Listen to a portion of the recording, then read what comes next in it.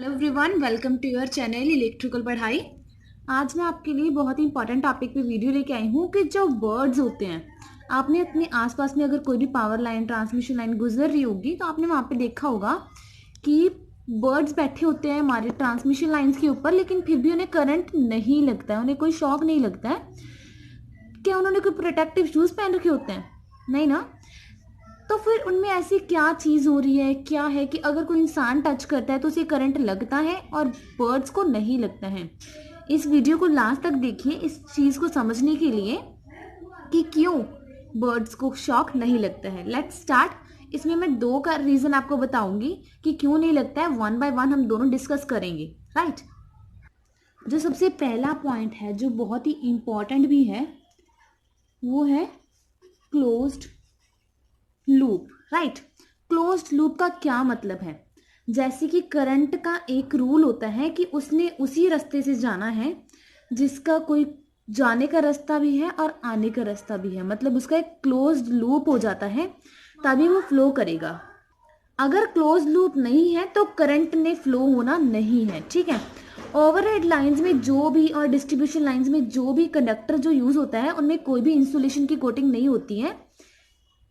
जैसे कि मैंने यहाँ पे लिख दिया है कि जो ऊपर कंडक्टर यूज होते हैं, यहाँ पे मैं डायग्राम दिख रहा है जैसे आपको, तो उसमें क्या होता है कोई भी कोटिंग नहीं होती और उसकी रेजिस्टेंस बहुत कम होती है। सबसे पहला पॉइंट जो है उसकी रेजिस्टेंस बहुत कम होती है बर्ड्स के मुकाबले, और उन्हें क्या कहा जाता है? नॉन इंसुलेटेड वायर्स कहा जाता है।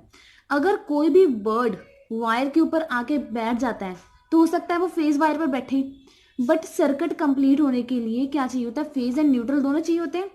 एक चाहिए फेज हमें और दूसरा चाहिए न्यूट्रल फॉर सर्किट कंप्लीशन, कि सबसे पहले हमारा सर्किट कंप्लीशन हो, फिर उसके बाद ही करंट फ्लो होता है।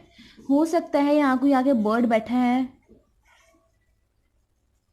ठीक है, लेकिन उसने फेज वायर को टच किया लेकिन न्यूट्रल को टच नहीं किया, और करंट का जो रूल है उसको फेज और न्यूट्रल दोनों चाहिए, और क्योंकि उसे न्यूट्रल नहीं लगता है, न्यूट्रल नहीं मिलता है, इसीलिए उसे करंट नहीं लगता है।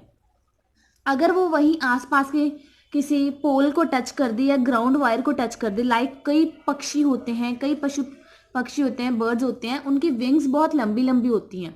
जब भी वो अपने विंग्स फहराने लगते हैं हवा में उड़ने के लिए या किसी भी तरह के लिए, तो क्या करता है उनका ग्राउंड को टच हो जाता है या पोल को टच हो जाता है, जिससे उन्हें ग्राउंड मिल जाता है, और उससे क्या होता है कि इन्हें शॉक लग जाता है और उनकी डेथ हो जाती है।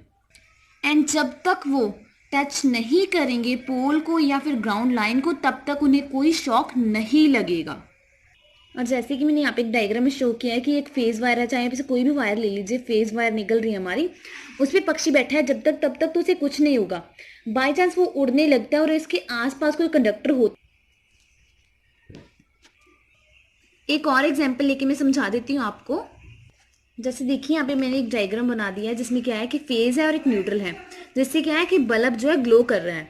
अगर हम उसे फेज दे दिया, जितनी मर्जी वोल्टेज बढ़ा दो, लेकिन उसने जलना नहीं है जब तक उसका सर्किट कंप्लीट नहीं होगा, राइट। होप आप सभी को क्लोज लूप समझ आ गया होगा। अब बात करते हैं पोटेंशियल डिफरेंस की।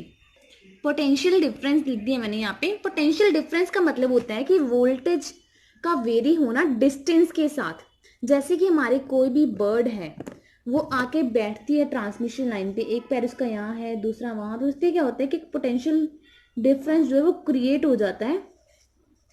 और पोटेंशियल डिफरेंस क्रिएट होने के साथ क्या होता है कि मतलब एक तो उसके जो पैर होते हैं, जो एक बर्ड के पैर की रेजिस्टेंस रहती है वो 1 मेगा ओहम तक रहती है।